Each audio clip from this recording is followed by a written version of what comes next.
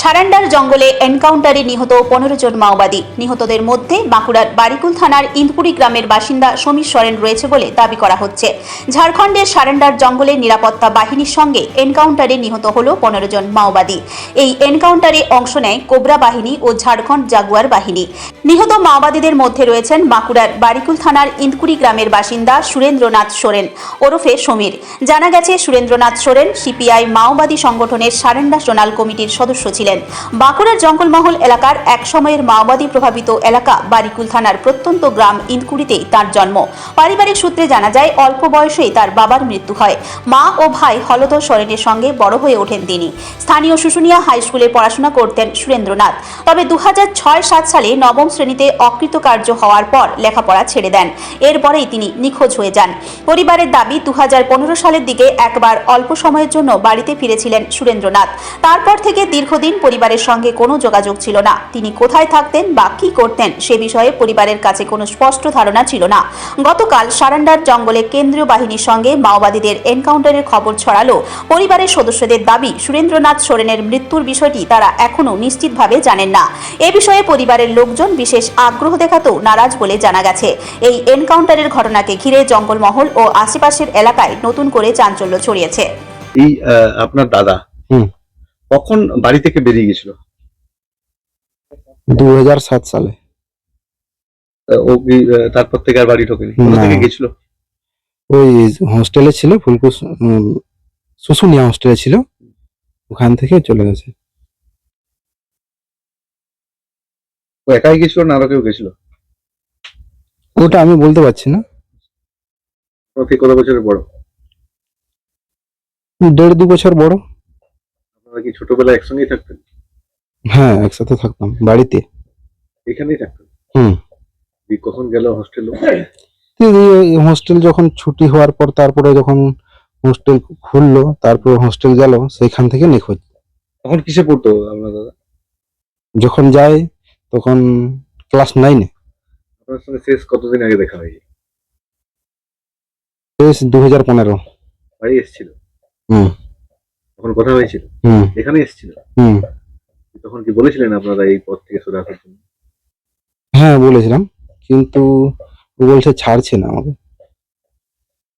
মা বলেছিল? মা? হ্যাঁ, মা বলেছিল। মায়ের সঙ্গে দেখা হয়েছিল? হুম কতদিন ছিল বাড়িতে?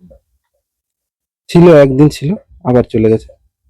গোপনে এসেছিল তখন? হ্যাঁ, গোপনে এসছে। পুলিশ খোঁজ পায়নি? না না না। পরে আপনাদের কি পুলিশ জিজ্ঞাসাবাদ করেছিল?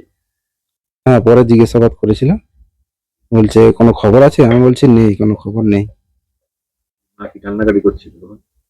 না, কান্নাকাটি কিছু করেনি, বলছে পরে আসবো।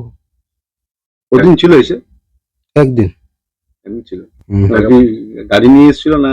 না না না, এই আর কেগুলো এসেছিল নাম জানা নেই ঠিক। কতজন এসেছিল? ওই 4-5 জন। রাত্রে বাড়িতে ছিল? একদিন ছিল, আবার চলে গেছে। খাওয়া দাওয়া করেছিল বাড়িতে? না না, খাওয়া দাওয়া করেনি। টাকা পয়সা পাঠাতো বাড়িতে? না কোনোদিনই টাকা পয়সা পাঠাতো? না, আপনারা জিজ্ঞেস করেননি যে কেন চলে গেল? জিজ্ঞেস করা হয়েছে, বলছে এখন হারমাতের যা অত্যাচার আমি হোস্টেল থেকে দেখছি, আমি ওই জন্য বেরিয়ে গেছি। তখন তো রাজ্য সরকার চাকরি দেবো বলছিল যারা যারা। কিন্তু সিলিন্ডার করলো না তো। বলেছিলেন? বলেছিলাম। কি মনে করছেন যে এই যে আজকে গতকালকে যে পুলিশের সঙ্গে গুলি হয়ে যে মারা গেছে, যেটা দাবি করা হচ্ছে যে আপনার দাদা সমীর তিনি মারা গেছেন, এমনটাই বলছে, কিন্তু এটার প্রমাণ তো সঠিক পাচ্ছি না। আপনাদের সঙ্গে আর এই গতকালের পর থেকে পুলিশের তরফে কোনো যোগাযোগ করা হয়েছিল? হ্যাঁ, যোগাযোগ বলতে বলছিল তুমি কোথায় কাজ করো, এই কথাই জিজ্ঞেস করেছিল, আর কিছু জিজ্ঞেস করে নাই। বাড়িতে এসেছিল পুলিশ? না না, ফোনে। জিজ্ঞেস কোথাকার পুলিশ? ঝাড়খণ্ডের না? না না, এই আমাদের থানা থেকে। মানে বারিকুল থানা? বারিকুল থানা। তো এখন আপনারা মানে সঠিক বলতে পারছেন না যে ওটাই আপনার দাদাকে? হ্যাঁ, এখন সঠিক বুঝতে পারছি না।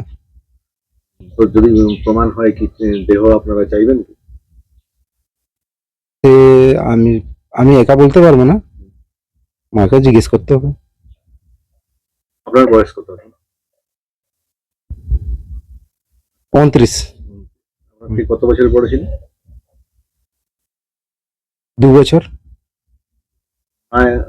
মানে এখন বাড়িতে কে কে থাকেন আপনারা? মা আর আমি। ক ভাই বোন আপনারা? 2 ভাই 1 বোন। বোন কোথায়? সে বিয়ে দিয়েছিলাম, সে মারা গেছে।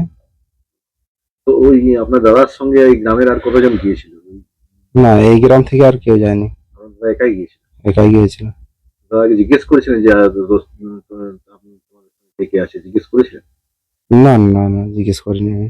এসব নিয়ে কথা হয়নি? না না, মূলত যখন ঘরে এসেছিল 2015 সালে তখন কি বলছিল দাদা? কিছু বললেনি, বলছে পরে আসবো। আপনার সঙ্গে কথা বলছিল? হুম। আর এখন এই খবরটা পেয়েছি কি যে না না না, এই খবরটা পাইনি। মা কোথায় আছেন?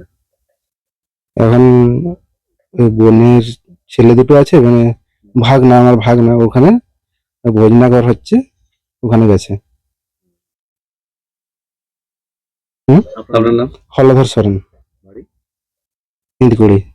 আপনার দাদার নাম কি ছিল? সুরেন্দ্রনাথ সরেন। পড়াশোনা কতদূর করেছেন? মাধ্যমিক পাস। কি কাজ করেন এখন? এখন নিমাদের ফ্যাক্টরিতে কাজ করে। ওই পুলিশের তরফে খোঁজ করে কোনো পোস্টার দেওয়া হয়েছিল ওয়ান্টেড বলে?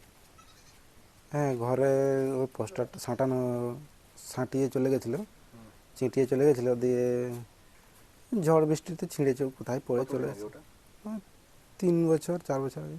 কি লেখা ছিল পোস্টারে? আমরা তো পড়াশোনা জানি না, তো হিন্দিতে লেখা ছিল ওতে। হিন্দিতে লেখা ছিল। আপনাকে কি বলা হয়নি কিছু যে পোস্টারটা চিটানো হচ্ছে? হুম, বলা হয়েছিল? বলা হয়েছিল। আপনাদের তাহলে এখানে কি মামা বাড়ি? এখানে আমাদের মামা বাড়ি আর আসল বাড়ি? ধরমপুর, মেলাড়া ধরমপুর। ওটা কোন থানা? ওটা বারিকুল থানায় পড়ছে। ব্লক রায়পুর? ব্লক রায়পুর পড়ছে। মেলাড়া পঞ্চায়েতের ধরমপুর? হ্যাঁ হ্যাঁ হ্যাঁ। এখানে মামা বাড়িতে কতদিন এসেছেন এখানে? আমি ছোটবেলায় আমাকে এনেছি এখানে। ছোটবেলায়? তো ভাই দাদাও এসেছিল ওর সঙ্গে? হুম, একসঙ্গে? একসঙ্গে। আর দাদা পড়াশোনা এখানে প্রাইমারি? প্রাইমারি রসপালা পড়েছে দাদা।